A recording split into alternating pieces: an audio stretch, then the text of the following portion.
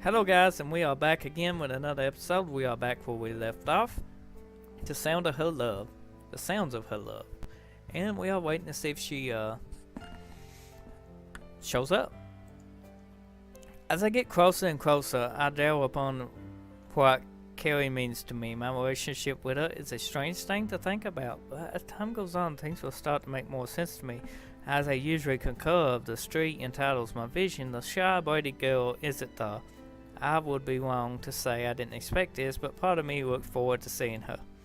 Looking at my watch, it's still a bit early. Even if it was late, I would still wait for her. Being late to school doesn't concern me now. Cars pass me one by one after another. As the neighborhood starts to get into motion, everyone is on the way to work or to drop the kids off to school. It's the usual sort of thing for a weekday to have in mind be different. Yesterday really showed me how much I enjoy mornings. Every day of my life before had been absent of her. But meeting her really showed me how much a wonderful person she really is. It's a shame it took a while for her to be able to show it. The clock continues to circle around and around my watch, similar to the thoughts in my mind constantly moving. 7:35 soon passes without any sign. When agreeing to meet her, I would have properly embraced the experience of walking down the road, and when this time to see her waiting for me. One which I can only assume would quickly turn into flustered when she spotted me approaching. None of that happened though. Or will it happen? I can't imagine Carrie being that happy to see me. Anxiety grows within me, flowering from one to the most painful places. It's been 5 minutes now since the usual time we agreed to meet, not particularly late by any standard, that is, any standard other than Carrie's. Every time we agreed to meet somewhere, despite it only happening on a few occasions, Carrie was always earlier on time. Maybe my words didn't reach her after all. Glancing up from my watch one last time, my vision, I see a figure despite the morning sunlight hindering my view. It's clear to me that a girl is walking down the street towards me. She approaches. I can make out her hair neatly braided, swaying in the light autumn breeze. Her attire, all too familiar, consists of a tan sweater. The harp inside of her chest is quickly covered by her arms, and she adjusts the limb beneath her neck, brushing flat where she looks towards me. Well, she showed, guys. I guess it got through. The sight brings a smile to my face. It usually would, but this time means they want more to me than any of those ever could. I managed to reach out. She came. Her expression, however, does not match mine. She still carries a troubled expression as she advances further down the street. The only thing is sure is a while to work before we can make things right. All the issues, all the problems that caused this situation are still here. Good morning. Uh-oh. Good morning. That part of me wants to ask her how she's feeling in spite of knowing the answer. I'm fine, she says. That's all it is.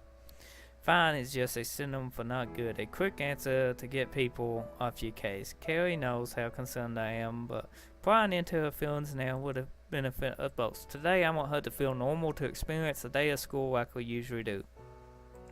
Well, that's nice of us. Instead, I opt to just usher her along with me to begin our day at school. I think we should get going. We're going to be late. Oh.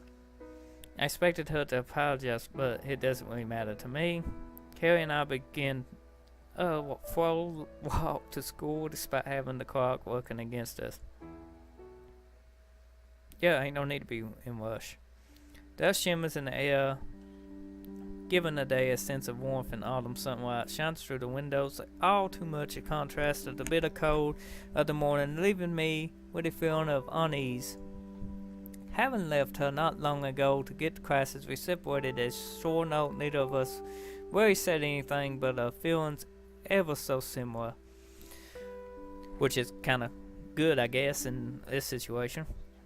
One of the sadnesses, sorrow, and general awkwardness getting her to come to school was one of the things. But for her to open up to me once again, it'll be a completely different challenge. If I'm going to make this day work, if I am going to make this day work, one way or another, I have to force her to talk to me, no matter how inconsiderate. Move my body backwards, I stretch The pain in my shoulders today is getting to be long, but I gotten through the lessons. Thing is, there's a lot more to think about, including my feelings. Chimes of the lunch, yay! Springing up, I grab my bag and swiftly push my items into it. Disorderly manner, these are things I have no time. I managed to be the first people out of the class, but expected that those who stood near me, the front, will always have the upper hand. Carrie's class isn't much of a distance away. It seems that the class is still inside. Everyone in one year group is on the same corridor, so it's unsurprising to find myself joining the usual crowds who wait outside. One by one, people flock out of the classroom. The entire event is crowded scene, as it's already been about 5 minutes since the lunch bell rang. Just how important was the lesson? And this time, the sight of Carrie greets my eyes once again. She still holds the same expression and appearance she had this morning. Shall we go to lunch together? Sorry, I need to catch up with some work. I'm going to copy a friend. As soon as I opened my mouth, Carrie seemed to go into a state of her shock. Her words sound untruthful, as if she forced out the false excuse she could think of. As depressing as it is, the reality is that I'm the only person she speaks to in this school. She wouldn't have the audacity to copy someone within her class. If she's not ready to speak, that's fine. The entire action itself, going back on what I previously decided upon earlier, forcing her to speak to me would probably send her into another state of shock. Alright. I turn around, waving Carrie behind me as I join the students from my class heading towards the cafeteria. Whether Carrie wanted me to eject or not, I'm unsure. However, she won't be able to get away from me this easy. Letting our friendship dissipate like this isn't something I would allow. I find myself sitting in the cafeteria, clutching a sandwich in my hand. A little earlier, a guy sitting in front of me got into a fight with one of the younger students. I'm not really sure why these things are so popular. You enjoying that sandwich? You better be. I was wounded pretty bad back there. He didn't even touch you. Can't you just let me pretend for a minute? School is pretty boring, man.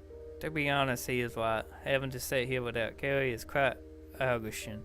A distressful experience. I know yesterday I said it wrong. Are you listening, mate? Sorry, can you repeat yourself? I was saying, what if they introduced lamb into the school sandwich? There's plenty of sheep in Wales. I wouldn't know. I never been. I'm not even Welsh. Neither have I, man. It's just a thought, you know. It seems this guy is pretty invested in sandwiches. The bell rings. With listening to the mundrum talk in the classroom, I decided to try again. The idea to walk her home was pretty bold in itself. I thought the action seems really disrespectful to her. What? Anyway, it might show her how much effort I put into being there. That means we wait outside school. The classroom is filled with a uniform array. Yada yada yada. I need to find a way to be able to get out here. It can't be guaranteed that her class will get let out late again, so I really don't want to miss her. Raising my hand, I eagerly wait for the teacher to notice. Asking to be excused for the restroom is undoubtedly the best way to be the first one out of class. There's about 5 minutes until the lesson ends, so that shouldn't be really a problem. Teacher. Excuse me, miss. May I please be excused to the restroom? Go ahead. It seems the teacher herself is quite adept towards her own lessons, sending me off in a tired and indifferent manner. I read the classroom behind me. Some classmates were looking shocked after realizing my plan to get out of class before them. Turning down the corridor, I walk slowly. The bell rings off, and I've been waiting here a few minutes, so in order to use up some time, I bought myself a drink. As people begin to walk down the corridor, I toss my can in the bin and continue to wait for her. Surprising this time, Carrie is one of the first people to get out of her class. Perhaps she wanted to prevent a prediction of the events of lunch getting out early so she could avoid me. Unfortunately for her, though, as soon as the change of eyes as I grabbed her by the hand and made my way down the corridor at a pat. Her trailing behind me with an extraordinary sense of embarrassment, ones which break new boundaries. What are you doing? Well, that's called boldness. I'm walking you home. What? Confused, Kelly continues to stumble over her words as I take her with me down the corridor. Despite her being able to let go of my hand, she shows no restraint as she allows herself to be taken with me.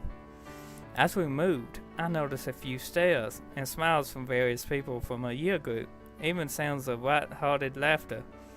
Different to how Kelly was treated before, I can only assume that they find the events funny in a friendly manner.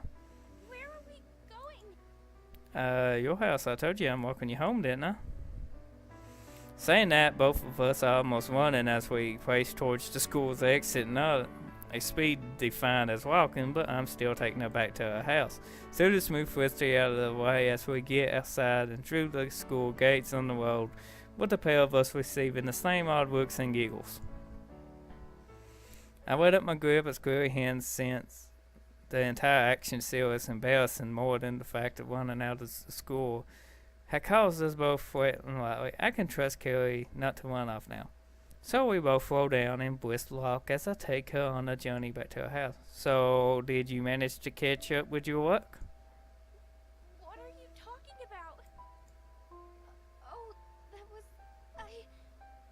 Of course, we know you lied. A flustered Kelly walks behind me as she tries her best to let out her words. The flight causes me to laugh, knowing that I sing through her laugh. Is this sort of the experience that I had longed for? You're pretty cute. Saying that, Carrie ramps up her levels of befoundment, causing me to lose myself in her adorable trance. I only told her the truth. What? You really... Aw, it's so heartwarming, ain't it? Her face is ablaze with emotion as she looked towards me with a hard brush fiddling with her hair. Thank you.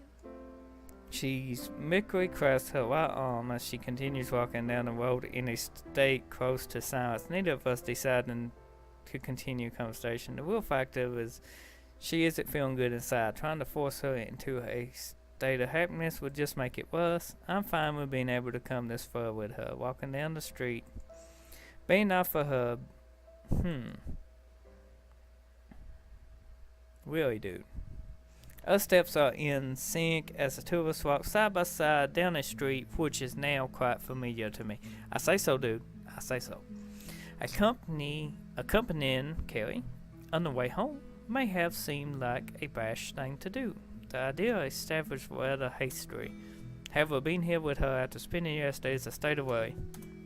The issue that caused this are still present, however. And showing Carrie that she doesn't have to go through it alone is enough. We find ourselves idling in front of her house. Neither of us really want to start the traditional words of farewell. Carrie takes the lead despite being rather reserved. Thank you. I'm sorry about earlier. I just needed some time. It's alright. Carrie is still bearing the weight of uncertainty as she faces the chances of having to leave everything and everyone she knows behind to move away, and from what her father had told me, the distance between her and what she cherishes will be quite extraordinary. Remember, Carrie, you have people who are here for you, even if it's the two people she's likely to be leaving behind. I know. You've been a great friend to me. Yes, we have. That's why it's hard. With Carrie saying that, the door of her house opens wide despite neither of us reaching out for a handle. Standing before us is father, sporting a smile which I can only describe as uneasy. Both of us know the situation Carrie is in. Both of us are trying the hardest to deal with. Oh, no, we don't want to return to the menu. I thought I heard someone speaking outside. Come on in, James, you're more than welcome. Oh, she's shocked. Miss Edward wastes no time trying to get me inside of his house. All I can assume is that he has something he wants to discuss with me. Well, that's pretty neat. I can do more than guess what he wants to talk about. The startled response coming straight from her. So, I'm going to end the video here. Guys, if you enjoy this and want to see what's coming up next, and you just now tuning into the channel, check my channel out. You know, for the playlist on this, if you want more videos of this, see the whole story. and or just go ahead and subscribe and hit that notification thing and get notified of my daily videos. It might not be of this, but I always up something new, and we are doing a full playthrough of this game, and I'm sure you want to see what happens as well as I do. And it's pretty shocking so far, you know. I didn't think half of it would come, you know. But yeah, like I said, hit that subscribe button, check out my channel, and until the next video, I'll see you then. Take care, bye bye now. We'll go ahead and save too. There we go. Pretty good.